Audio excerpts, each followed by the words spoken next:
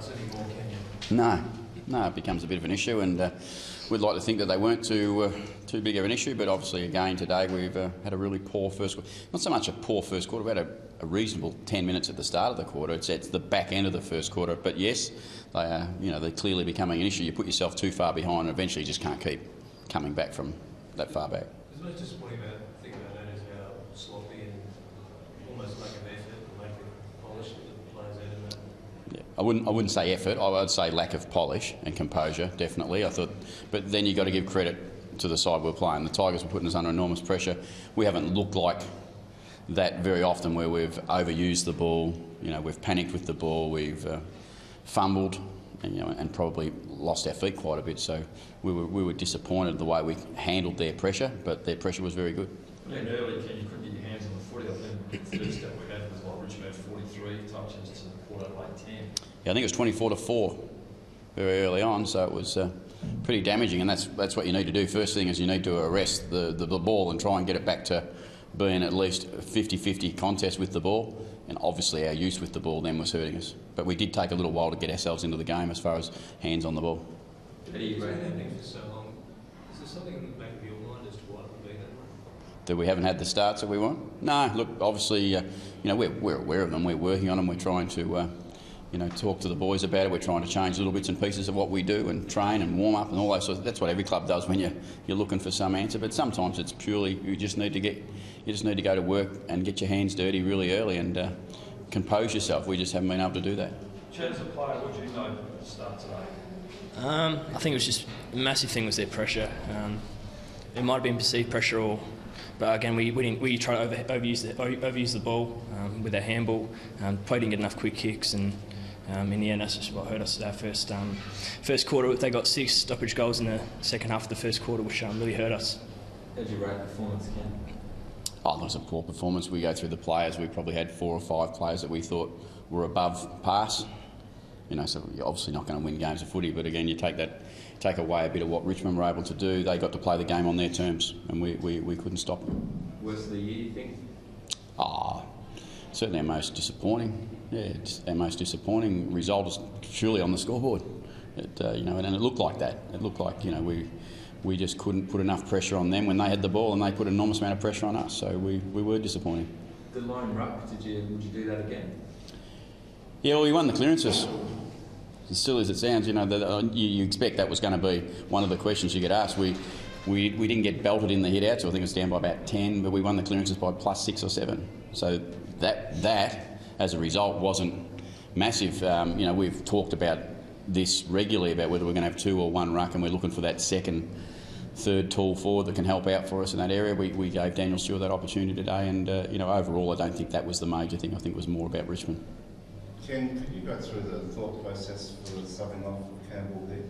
Yeah, no, look, we thought we were just looking very shaky down back, and we needed to change some things. Campbell wasn't having his greatest day, and we just needed some run, I think, and bring some freshness into the game. We knew their sub had gone out, so I suppose we rolled the dice a little bit to see whether we could generate some freshness and some run. And Mitchell's been very good when he's come on to games and impacted for us. So we tried something. I reckon that's the key thing. You don't want to sit there and just keep copying it. You want to try and do something about what was going on.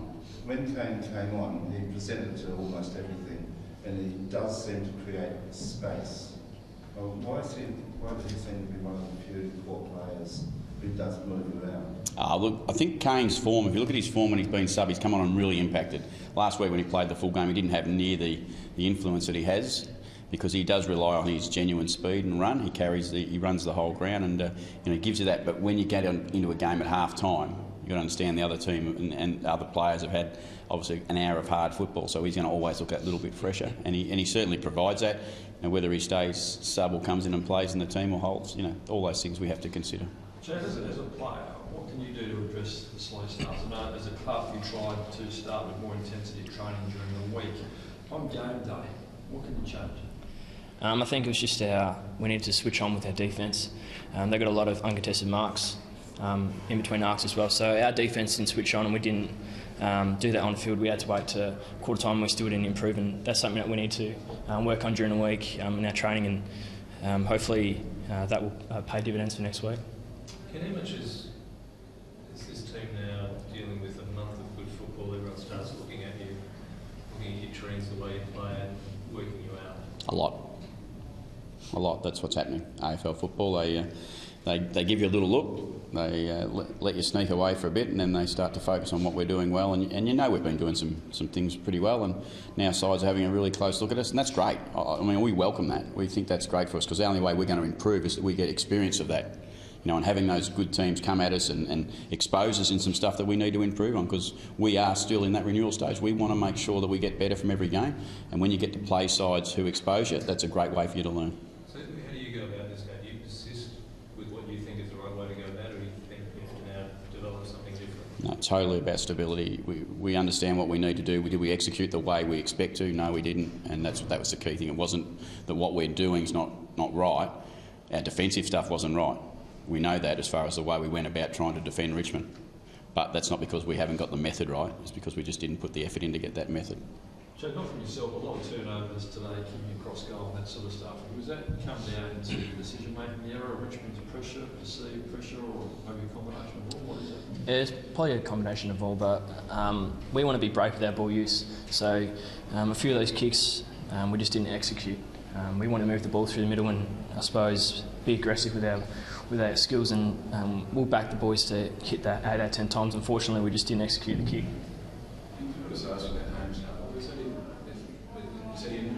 No. No, he's a reflection of the question we just got asked. The opposition are having a good close look at us, and they're putting some real attention into some blokes who are having influences for us. Hamish has been one of them. Travis has been one of them. So, our leaders of the team. But that's footy. You're going to have Deledio today. They get it. Those sort of players, they get attention. But it's off the back of a good team performance that they get attention. So what's his challenge, Hamish, particularly? To respond, like we see in a game with Deledio today. Sometimes there's no easy thing to do. It's about a fair bit of hard work. I'm sorry if you've already answered this, but is it a part of the philosophy or the mentality of the players to defend first and attack late? Yes. We think our best offence comes off the back of our defence, and that's our first thought, is defend well. We certainly didn't defend well today. So throughout the season, though, the lacklustre first quarters reflect that philosophy? The last two certainly haven't, because we've given up easy goals. It's probably the last three we've given up easy goals, but again, it's not our method. Our method's okay, it's our execution of the method. And at the moment, because of the opposition and what they've been able to do to us, we haven't handled their pressure, which has made us look poor in lots of areas of our game. Do you think it's part of the mentality of the players that having recovered from bad situations, they can always come back later? Oh, look, sometimes you think that's a good thing. You think they've got the belief that they can come back, but you don't want to ever get to the point where you're relying on that, and that's not what we want to do. We don't want to rely on being able to come back, because we know that's dangerous, and more often than not it won't happen the way it has happened for us a couple of times. We just need to make sure our momentum in the game builds and doesn't start very low and finish very high. We need it to be very consistent. Kim, is there an answer as to why the scoring's dropping? The numbers reducing every week as to what you're putting on the score? Again, I think it's a reflection of what the Oppo are doing to us. They've tightened up. They haven't given us the entries that we've had in the past. Even today, I think the scoring shots were very, very even, as far as 23 or something to 22 or something around there. So pretty even numbers of scoring shots. We had a number of... 52 equals well. Yeah, they were even, but they were both low, and that's not the competition at the moment. The competition is about, they're actually being quite a bit higher, the inside 50s, and they see the better sides. They're getting big numbers of inside 50s. So who drives getting you through this hump? The coaches and the players. We just need to keep working. I mean, we've had a great start, and we're really proud of that good start, but we know that it was going to become harder for us, and we, as I said before, we welcome the focus because it helps us get better, and that's what we'll work on. We'll work on getting better still. If you had the benefit of hindsight, how much of a different team would you pick? Today? Yeah. No, I don't. No different, I don't think. We would have went in with the same side. We had a reason for going in with what we did.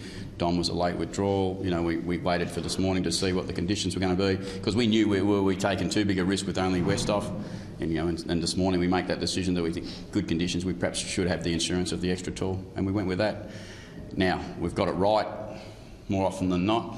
And today, perhaps as a reflection of the scoreboard, some of the selection stuff, you have a question or two about it, but not before the game. So I don't reckon you get a chance to rewind. I think you back yourself in and you back your team in. How's your health, Ken? Yes, very well, thank you. It was better before today. Thanks, Ross. Thank you.